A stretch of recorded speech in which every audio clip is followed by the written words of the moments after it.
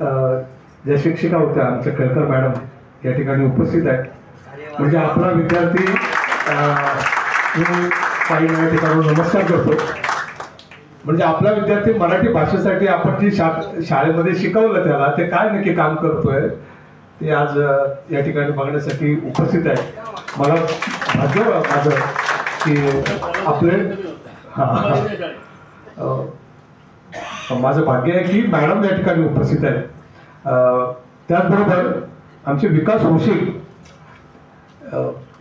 Advocate Devdatt लाड आणि होशिंग साहेब हे गोरेगावमध्ये मराठी विचारधारा प्रतिष्ठान ही संस्था चालवतात आणि सातत्यानं मराठीच्या प्रचारासाठी आणि हा अभिजात दर्जा जो मिळाला आहे त्याच्यासाठी त्यांनी सातत्यानं प्रयत्न केले आणि अनेक वर्ष आमच्यासोबत हा मराठी भाषा दिवस साजरा करतायत.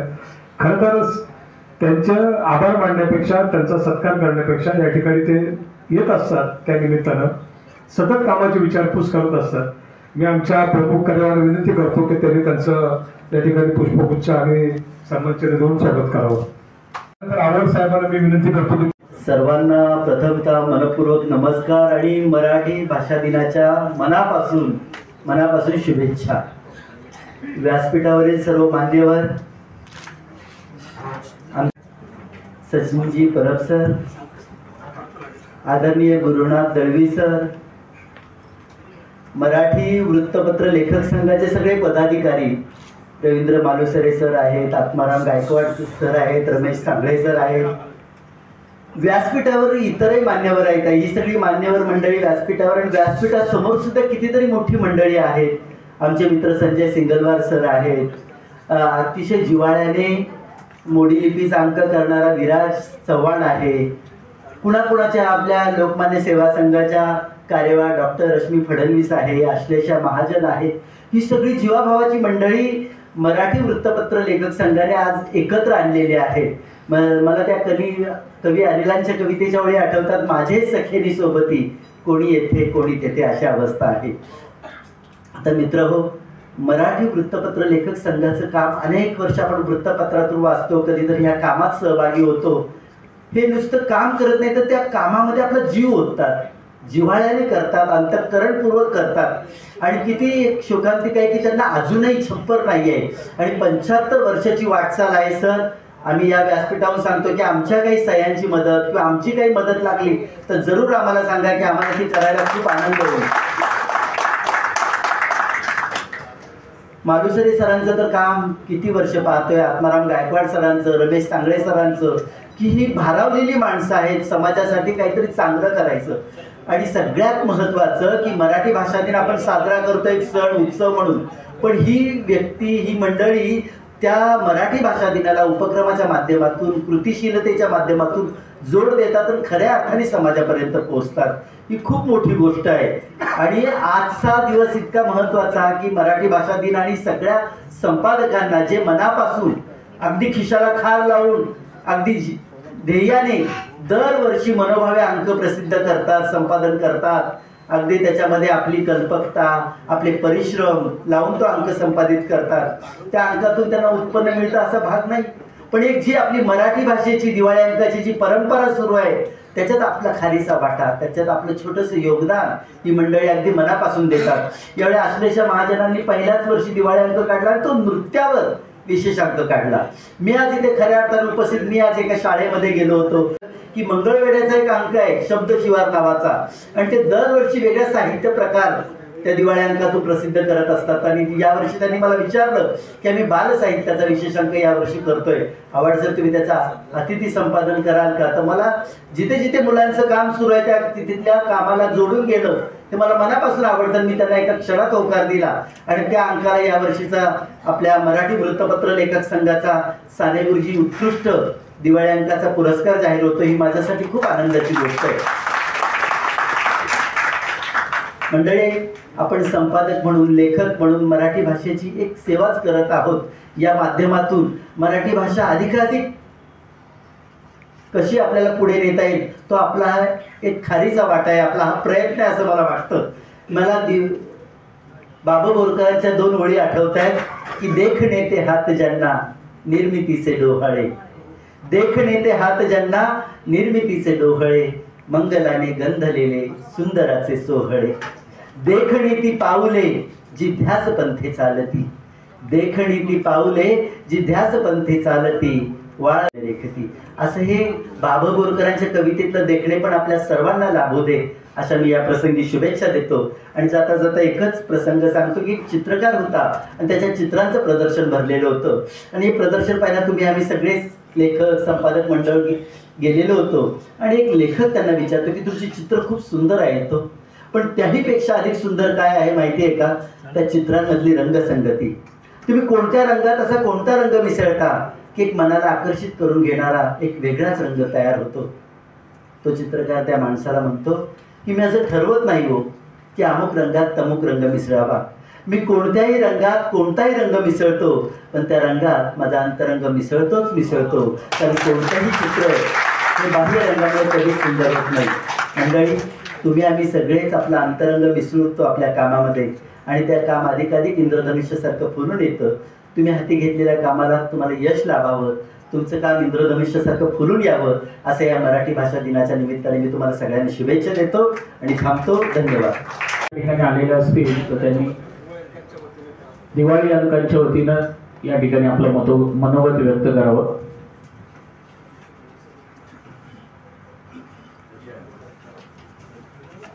आदरणीय व्यासपीठ, उपस्थित मान्यवर व रसिक श्रोते हो, सर्वप्रथम मराठी भाषा गौरव दिनाच्या सर्वांना हार्दिक शुभेच्छा.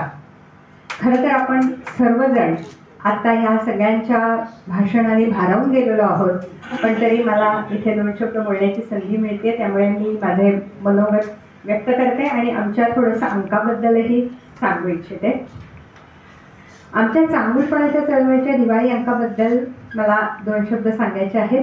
परराष्ट्र खात्याचे निवृत्त सचिव आणि राष्ट्रीय मानवाधिकार आयोगाचे माजी सदस्य डॉक्टर ज्ञानेश्वर मुळे यांच्या संकल्पनेतून साकारलेल्या चांगुलपणाच्या चळवळी अंतर्गत आम्ही गेली 5 वर्ष दिवाळी अंक प्रकाशित करतो आहोत.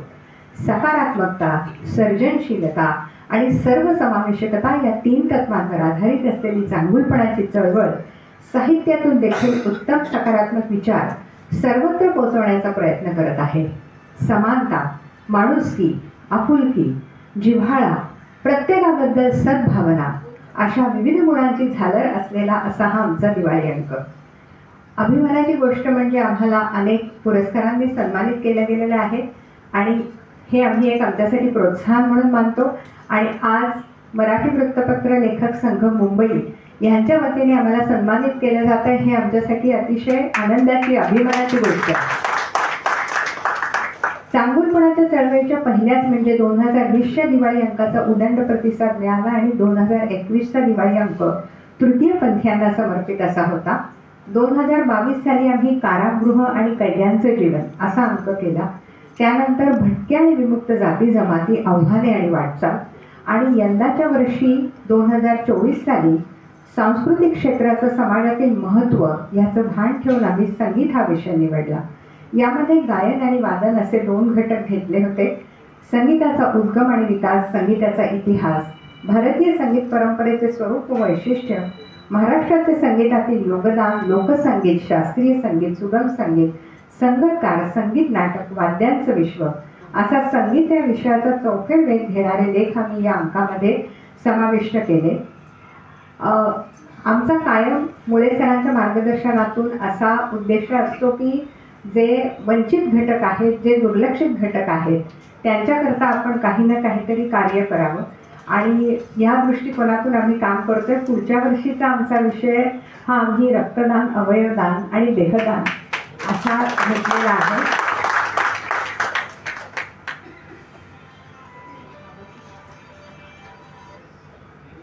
अतिशय अभिमानाची गोष्ट म्हणजे वृत्तपत्र लेखक चळवळीचे अमृत महोत्सवी सांगता वर्षे साजरं करणारं मराठी वृत्तपत्र लेखक मुंबई यांनी मराठी अभिजात भाषा चला ज्ञानभाषा करूया हा उपक्रम राबवला आणि याचा आम्हाला खरंच अभिमान वाटतोय.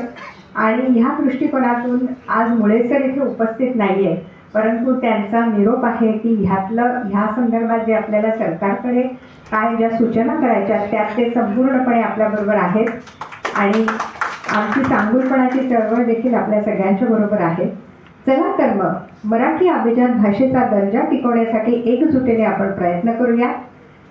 लाभले आम्हास भाग्य बोलतो मराठी, लाभले आम्हास भाग्य बोलतो मराठी, जाहलो खरेच धन्य ऐकतो मराठी, बोलतो मराठी, जाणतो मराठी, मानतो मराठी, ऐकतो मराठी.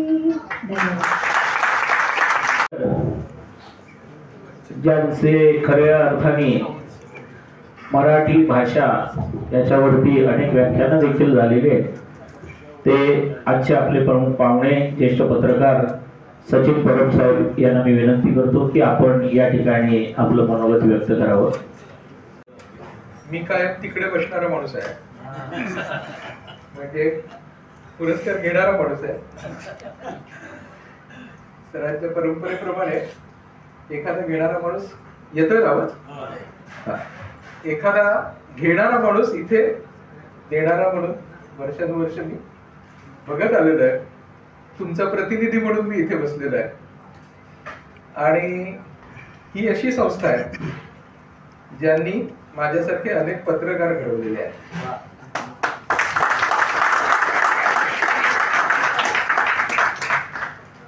आजकाल व्यक्त होण्यासाठीचे मंच इतके झालेले आहेत की आपल्याला सांगावंसं वाटतं की बाबा आता व्यक्त होऊ नका, पुरे झालं.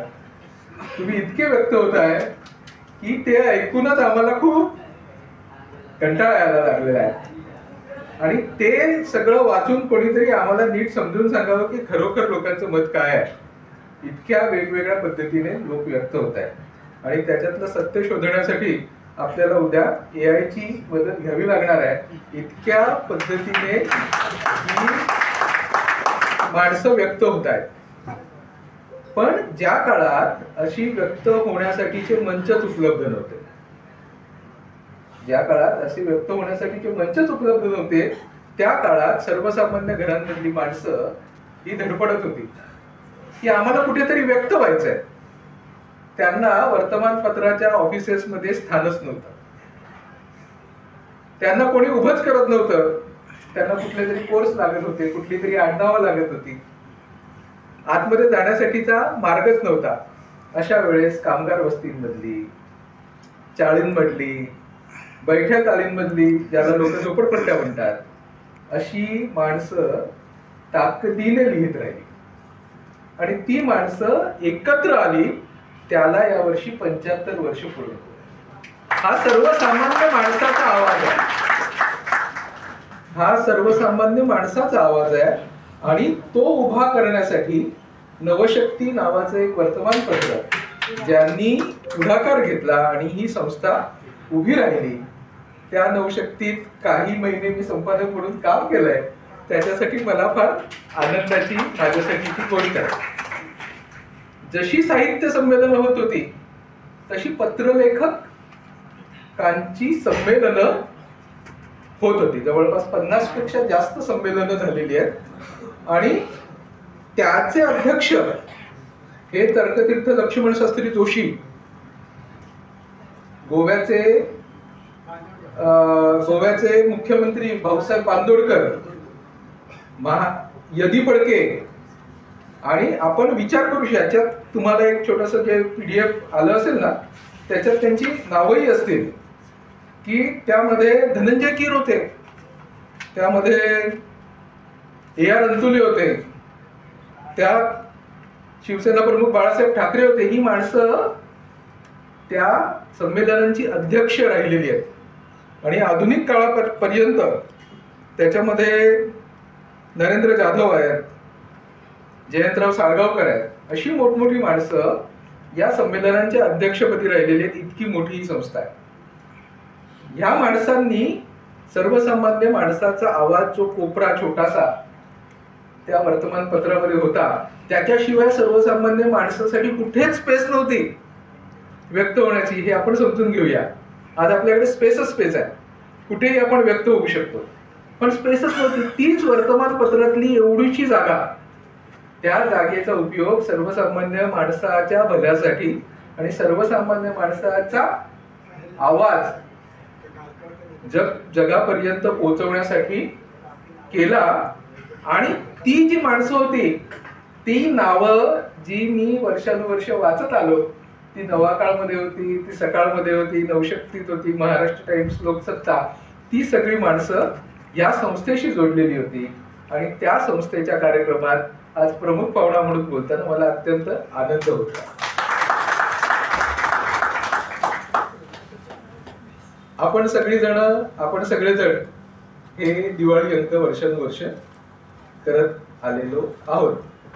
यावर्षी माझे 3 दिवाळी अंक आहेत. त्याच्यातला एक पुढारी वर्तमानपत्रासाठी मी दीपस्तंभ नावाचा दिवाळी अंक करतो. आणि मग ते करताना आम्हाला असं वाटायला लागलं की तरुणांचे विषय घेऊन तरुणांच्या विषयांची मांडणी करायला हवी. आणि म्हणून आम्ही आणखी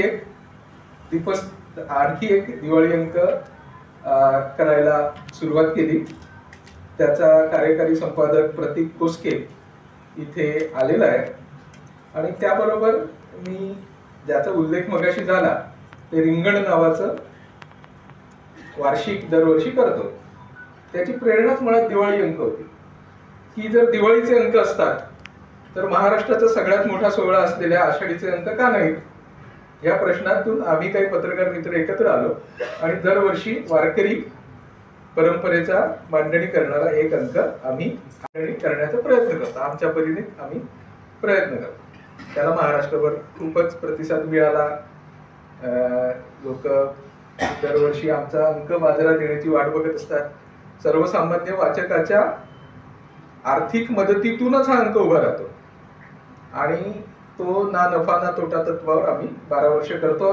हे 13वं वर्ष होतं. तर 13व्या वर्षी आम्ही कार्तिकीचाही अंक करायचा ठरवला. आणि मग कार्तिकीचा अंक करताना वारकरी परंपरेच्या व्यतिरिक्त जे कुठले संत आहेत त्यांची मांडणी करावी, या अर्थाने पहिला महात्मा बसवेश्वरांवरचा अंक आम्ही कार्तिकीला प्रसिद्ध केला. आणि तो कार्तिकीला अंक प्रसिद्ध करताना तो दिवाळी कार्तिकी अंक असावा अशी आम्ही या परंपरेशी जोडलेलो आहोत. जसे वारकरी परंपरेशी, संत परंपरेशी जोडलेलो आहोत, तसे दिवाळी अंकाच्या परंपरेशी जोडलेलो आहोत. म्हणून तो दिवाळी कार्तिकी अंक असावा अशी आम्ही इच्छा केली आणि त्यानुसार आम्ही अंक केला. ती आमची खरं तर सेवा आहे असं आम्ही मानतो. त्याच्यामुळे कुठल्याही स्पर्धेला पाठवण्याची काही शक्य नव्हतं. अनेक जणांनी सांगितलं की स्पर्धेला पाठवा, पण म्हटलं की रिंगणाची सेवा आहे, आमचा पांडुरंगाशी आणि संतांशी असलेलं काम आहे. त्याच्यामुळे ते काही काका या मंडळींना मी अनेक वर्ष बघतोय. इथे दरवर्षी आम्ही काही मंडळी वेगवेगळ्या ठिकाणी अंक करण्याच्या निमित्ताने एकत्र भेटतो. प्रसाद पोतदार आहेत, आम्ही दरवर्षी एकत्र भेटतो. तिथे जसे एकत्र भेटतो तसे इकडे पुरस्कार घेण्यासाठी आम्ही भेटतो. आम्ही उत्सव साजरे करणारी लोक आहोत, मराठी माणसं आहोत.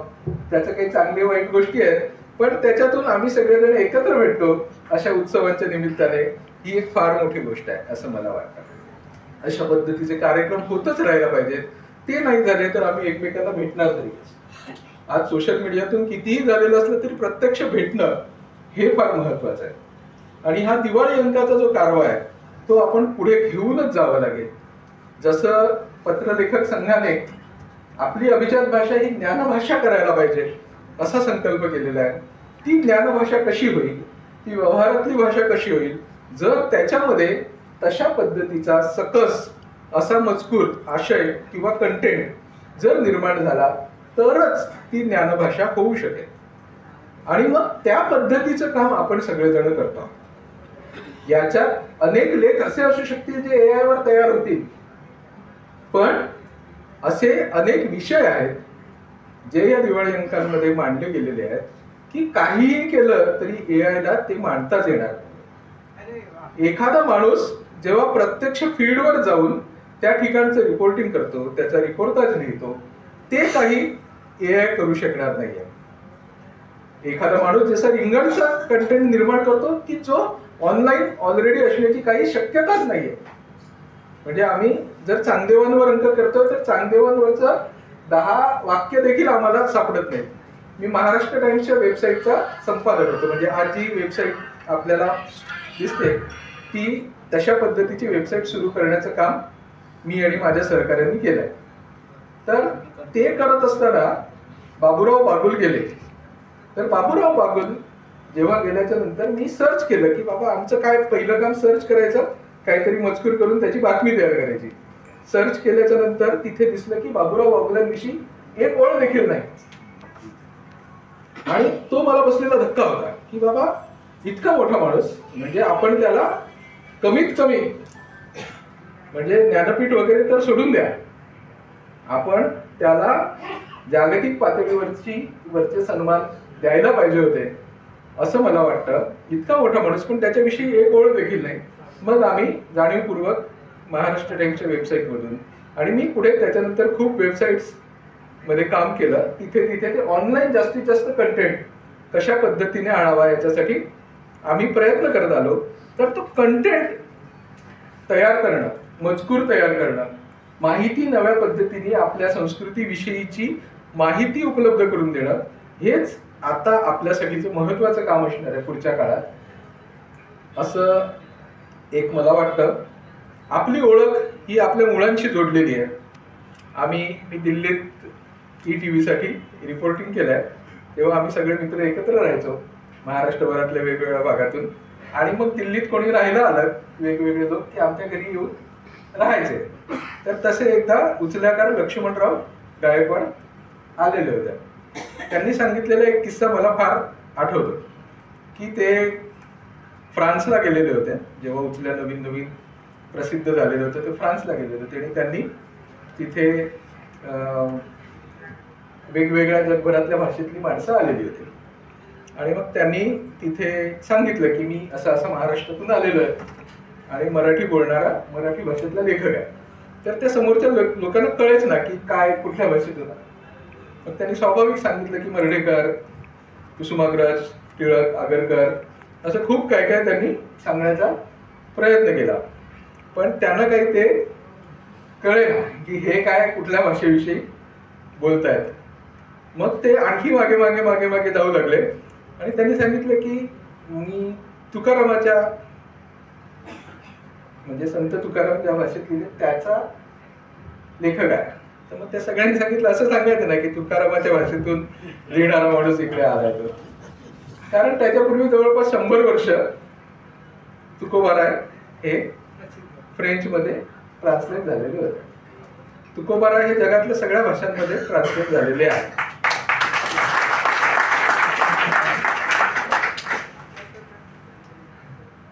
नाही काही प्रश्न नाही. ते शब्द आहेत ना फार छोटी गोष्ट आहे. भाषा आहे ना, आपण शब्दांमध्ये खूप अडकून राहतो.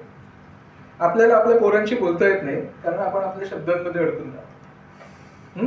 लेथ मशीन शिकवायची असेल ना तर त्याच्या टर्मिनॉलॉजीमध्येच बोलावं लागेल. जर मला साऊंड रेकॉर्डिंग शिकवायचं आहे तर मला त्या टर्मिनॉलॉजीमध्ये बोलावं लागेल. आपण मोबाईल एक येतो जो जगभरात मोठे लोक बनवतात आणि तिथे आल्याच्या नंतर त्याला भ्रमणध्वनी म्हणून नाव देतो. हे नाही चालणार आहे. आपल्याला पोरांच्या भाषेमध्ये बोलायचं आहे की नाही हा प्रश्न. आम्ही विकेट किपरला यष्टीरक्षक म्हणत आलो पण ती कोणाला नाही कळत. आम्ही लिहित आलो, वर्षानुवर्ष लिहित आलो की न्यायालय नावाचा शब्द जिकडे जिकडे आहे ना मराठीमध्ये तिकडे तिकडे आम्ही न्यायालय म्हणून लिहिला. पण कोणीही न्यायालय शब्द वापरला नाही कधी. कोर्ट हाच मराठी शब्द होता.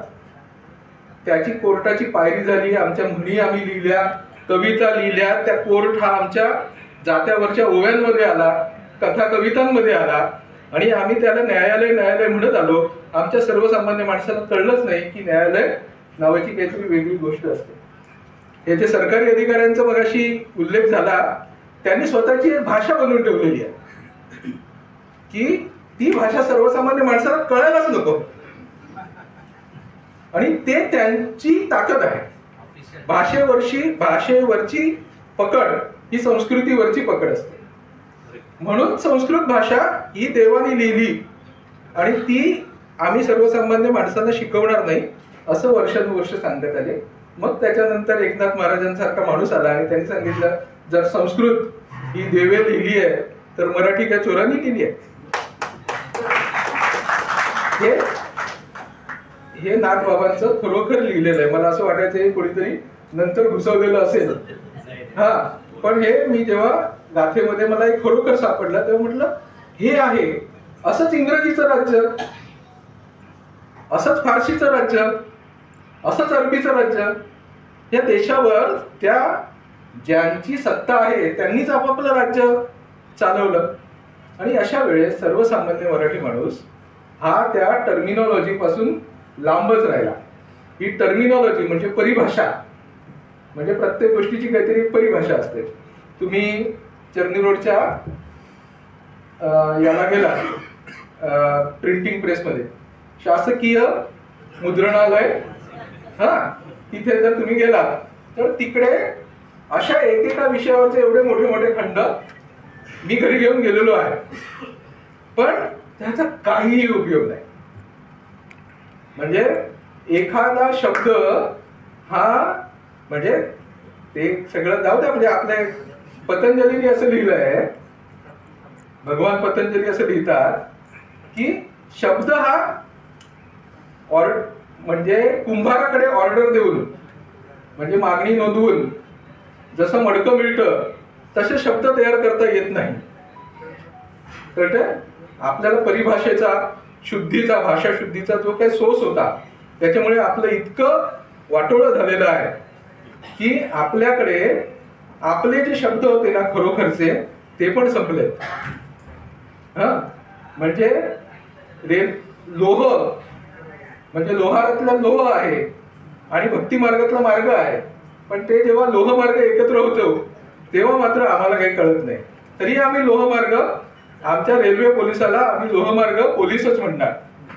इथे ट्रान्सलेशन वरून विषय आला, बरोबर आहे. म्हणजे हा आग्रह मला समजू शकतो की मी मराठी शब्द वापरले पाहिजेत आजच्या मराठी भाषा दिनाच्या निमित्ताने, पण ही फार छोटी गोष्ट आहे. भाषा जगली पाहिजे, शब्द तर बदलत आलेत ना. म्हणजे तुकोबारायांच्या भाषेत, तुकोबारायांच्या काळातले किती शब्द आज आपण वापरतो आहोत, आगरकरांचे किती शब्द वापरतो आहोत, हे आपण विचार करायला पाहिजे. शब्द बदलतच राहणार आहे. खूप सोपी गोष्ट आहे, भाषा कायम राहणार. आणि ती भाषा जर आपल्याला कायम ठेवायची असेल तर जसं मगाशी आपण इतक्या वेळ बोलतोय की व्यवहारातली भाषा यायला पाहिजे, त्या ATM मध्ये मराठी दाबलं पाहिजे, याच्याबद्दल मला शंकाच नाही. मी मराठीच दाबतो. माझा मुलगा मराठी शाळेत शिकलाय. म्हणजे माझा मुलगा, मी जेव्हा ही स्पर्धा म्हणजे काय सुरू झाली असेल, स्पर्धेचं, ही स्पर्धा जेव्हा सुरू झाली त्याच्यानंतर जन्मलेला मुलगा आहे. हा, तर स्पर्धा जेव्हा सुरू झाली त्याच्यानंतर जन्मलेलो आहे मी. आणि माझा मुलगा मी मराठी शाळेमध्ये घातला. मला काहीही प्रॉब्लेम नव्हता, कारण मराठी शाळेत शिकल्याबद्दल मला कुठलाही न्यूनगंड नाही. माझं इंग्रजी फार चांगलं आहे अशातला भाग नाही. मी उत्तम इंग्रजी वाचतो, पण मला कधी बोलण्याची गरजच निर्माण नाही झाली. तर मी कसं बोलेन उत्तम इंग्रजी?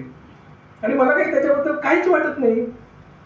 मला काही त्याच्याबद्दल न्यूनगंड नाही. माझा मुलगा मराठी मीडियम मधून शिकला, मराठी माध्यमातून शिकला. आज तो मुंबई विद्यापीठामध्ये जर्मन भाषा शिकतोय, म्हणजे BA करतोय. तर मला काय म्हणायचं आहे की भाषा शिकणं ही वेगळीच गोष्ट आहे आणि भाषेतून शिकणं ही वेगळी गोष्ट आहे. मला भाषेतून, म्हणजे इंग्रजी भाषेतून माझा महाराष्ट्राचा इतिहास का शिकायचा आहे, मला महाराष्ट्राचा भूगोल का शिकायचा आहे इंग्रजीतून, ते मी मराठीतून शिकेन.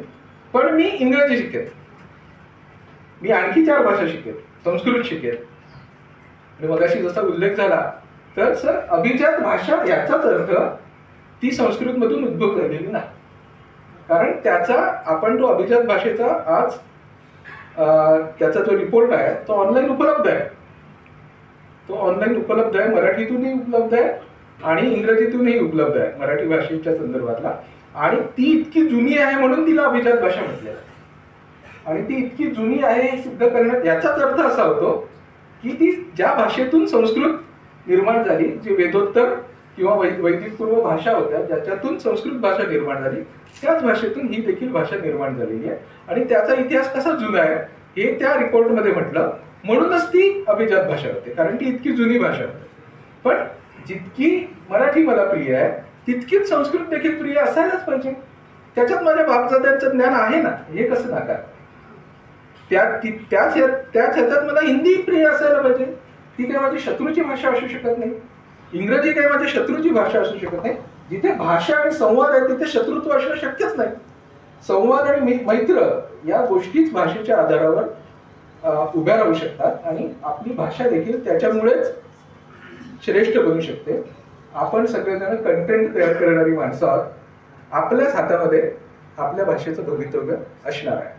तो कंटेंट निर्माण करणारा हा मॅक्सी घालून आईच्या बरोबर व्हिडिओ बनवणारा, 1 मिनिटाचा व्हिडिओ बनवणारा, रील बनवणारा चाळीतला पोरगा असेल किंवा कुठल्या तरी विदर्भ मराठवाड्यातल्या किंवा पश्चिम महाराष्ट्रातल्या छोट्याशा गावातून आज व्हिडिओ सोशल मीडियावर आपली भाषा बोलणारी माणसं असतील.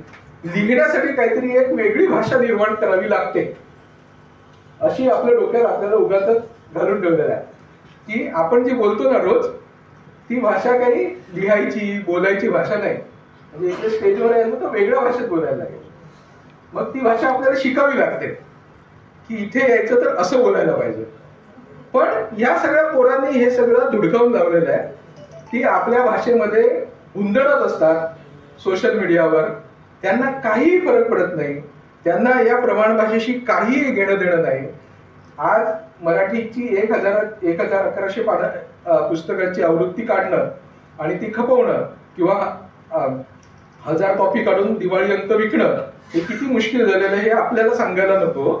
अशा वेळेस त्या पोरांचे व्हिडिओ लाखो कोटीमध्ये पाहिले जातात. ही पोरं खऱ्या अर्थाने मराठी पुढे नेत आहेत असं मला वाटतं. ती प्रमाण मराठी आहे की नाही याचा ज्यांना काही विचार करायचा त्यांना करू दे.